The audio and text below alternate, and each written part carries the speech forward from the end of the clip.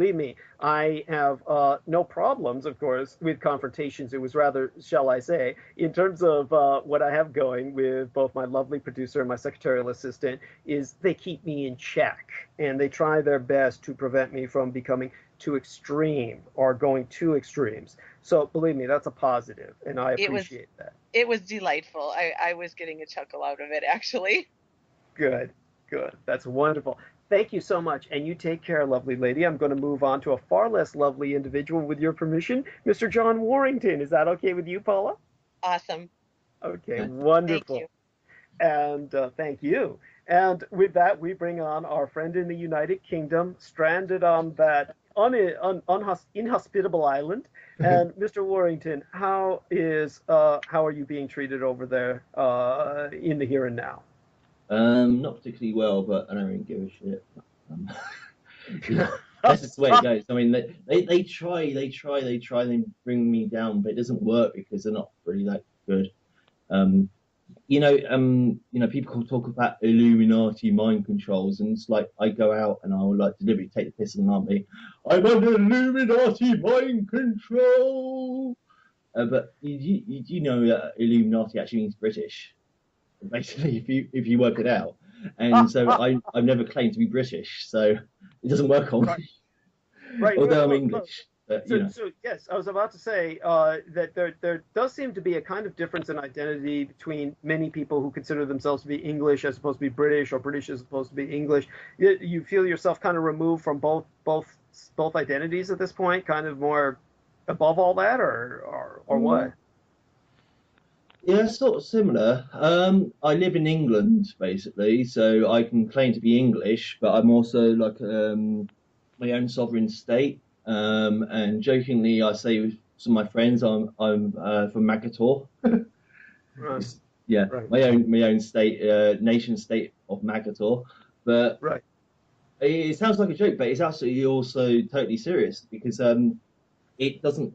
The Illuminati mind controls don't work on me because I'm not British. You know, Illuminati mind controls, like I said earlier, was like British mind controls, and so I don't think of myself as British, so it never works on me.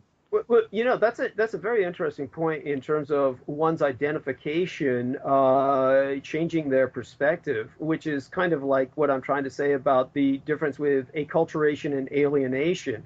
I have fully embraced, obviously to an extent that some people find disconcerting, the fact that the United States government does not consider myself United States citizen. It's just basically I'm tolerated here, even though I'm technically a naturalized citizen, but I'm Yeah, just barely tolerated here. And anytime they want to revoke that, they will. So you're in a situation where you're kind of aware of that. And I think that we can come to this kind of unifying conclusion, as Laura Lee Solomon was saying, that we're all technically enemy aliens. Of course, she's absolutely right. That's yeah, been decided a long yeah, time yeah, ago. But the reality is, there are people within that body politic of enemy aliens that are infinitely easier to target. So, yeah. in your case, by the I way, mean, what was sorry on to your interrupt mind? you, but I was saying like I regard all you people over the pond as Americans, and either you want to accept that you're American citizens or you're part of the American Empire, or you want to say you're something else. That's how you classify yourselves. Because the way I see this planet is it's all full of empires. So I'm not when I say about the Illuminati, that's like if you're saying you're under Illuminati mind control, that means you're admitting you're part of the British Empire, and so I'm saying I'm not part of that empire. I'm part of my own empire. I don't care how ridiculous that sounds, because sort of magically that means something totally different to it's like a legal statement. It's like it's separating yourself from the other persons, or yeah, in the empire. That's your statement of separation. Your emphasis on nuance and expression reminds me a lot of Mr. Jordan Maxwell. What's your opinion of him? Not much. Yeah, I was about to say, yeah, yeah. No, I appreciate your saying that. I mean, he definitely he's very literal with a lot of his interpretations of legality, and he's one of those people, like many Americans, who think that the British are still covertly somehow running America, that everybody in the United States is still somehow subject to the crown and the empire, and that their lawyers, because they're part of the Bar Association, are Yeah. also actually serving a British interest as opposed to an American interest. What's your opinion on all that, as someone who obviously lives in a depressed economy along with the United States? Tell me how royal and how great it feels to be part of an empire that's running the United States market. Obviously, I'm assuming that, like myself, you would disagree with that basic thesis. Yeah. I always enjoy the postmodernistic references on that. Yeah. I do enjoy living in an empire that I am not actually a citizen of, that is decaying and devolving and deceasing, if that's a proper English word. Like everything's dying around me. I mean, I Yeah. see the people around me dying, literally. Yeah. They're all like trying to like keep it together, but they're all just like really dying, and it's just really horrible in a way. From their perspective, I don't care, but because I'm not part of their problem, basically. But the British Empire's always been based on spying and spies, since like Right. Queen Elizabeth I. And so yeah, I've been like, why are you wasting all your time spying on me? I mean, it's not fun. You should be like living your own life and sorting yourself out to yourself. But anyhow, I wanted to ask you about hentai. The Japanese anime thing. Yes.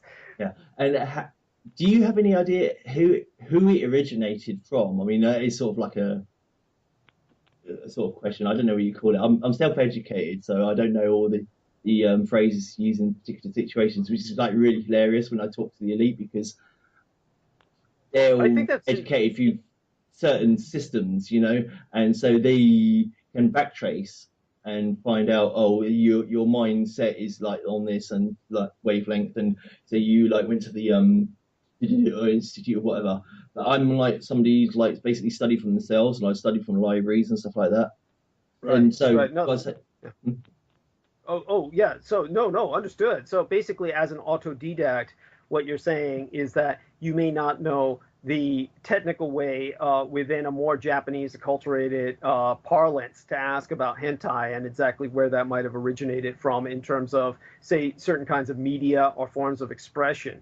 But are you referring to hentai as specifically the way? The first thing that comes to my mind, of course, is all of that kind of anime porn is yeah, when I think of yeah. hentai. Yes, that's the way Yeah, that. I was interested because I personally I think I translate hentai as being translated from one of my names as Henry, Mhm. Henry, hentai. I have studied a bit of Japanese, but yeah, I just thought it was interesting, and it's always seemed to descend from Second World War. The nuclear conflagration, how you want to interpret that.